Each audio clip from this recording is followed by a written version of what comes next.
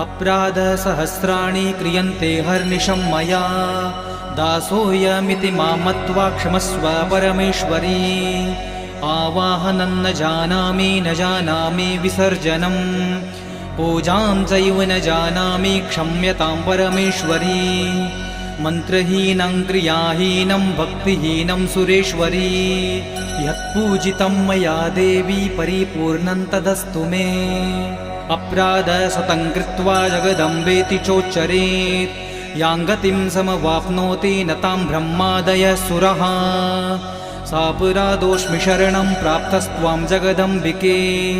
इदानीमनुकम्प्योऽहं यथेच्छसि तथा कुरु।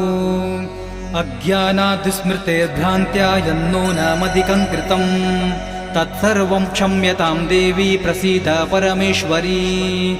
कामेश्वरी जगन्माता सच्चिदानन्दविग्रहे